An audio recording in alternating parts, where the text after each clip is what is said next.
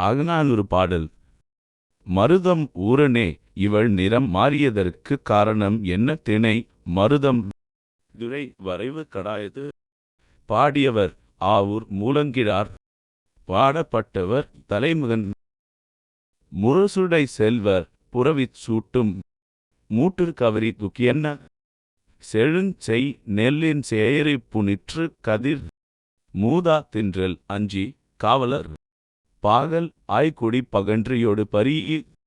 காஞ்சியின் அகத்து கரும்பு அறுத்தி யாக்கும். தீம்புனல் ஊர திருதாக குவளை உண்கண் இவளும் யானும். கழனி அம்பல் முழுநெறிப் பைந்தழை. காயா ஞாயிற்றாக நினைப்பேர் பொய்தல் ஆடி பொலிக்கு என வந்து. நின் நகா பிழைத்த தவறோ பெரும. தள்ளும் கண்ணியும் கையுறையாக. நிலை கோட்டு வெள்ளை நாள் செவிக்கிடாரை. நிலைத்துறை கடவுட்கு உளப்பட ஒச்சி. தனி மருங்கு அறியாள்யாய் அழ. மணி மருள் மேனி பொன் நிறம் கொழலே. முரசு வைத்திருக்கும் செல்வந்தர்களின் குதிரைகளை குறிக்கும் சூட்டுக்கோள் அடையாளமும். யானையின் பிடரி மயிரால் ஆன கவரி முடியும் போல. செழிப்பான வயலில் நெல்லின் இளம் கதிர்கள் உள்ளன. மூதா எனப்படும் பறவை அவற்றை உண்ண வந்துவிடக்கூடாது என்பதற்காக காவலாளர்கள் பாகல் கொடியையும் பகன்றை மலரையும் சேர்த்து கட்டி வைத்துள்ளனர். மேலும் கரும்புகளை வெட்டி வயலில் போட்டு இனிப்பான நீரை பாய்ச்சுகிறார்கள். இத்தகைய வளம் நிறைந்த ஊருக்கு தலைவனே.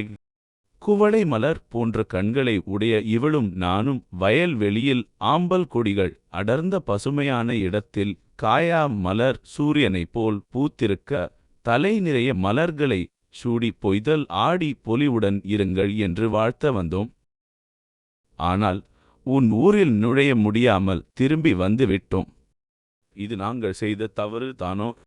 கள் மற்றும் பூக்களை காணிக்கையாகவும் நிலையான கொம்புகளையும் வெண்மையான நிறத்தையும் 4 காதுகளையும் உடைய ஆட்டுக்கிடாயை பலி கொடுத்து நிலையான துறையில் இருக்கும் கடவுளுக்கு நேர்ந்து கொள்கிறார்கள். ஆனால் என் மகள் பிரிவுத் துயரால் வாடி அழுகிறாள்.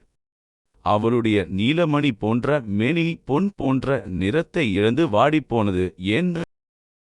தலைவனே, வயல்கள் சூழ்ந்த ஊரின் தலைவனே, குவளை மலர் போன்ற கண்களை உடைய இவளும் நானும் வயல்வெளியில் ஆம்பல் தழைகளை அணிந்து விளையாடி மகிழ்ந்தோம்.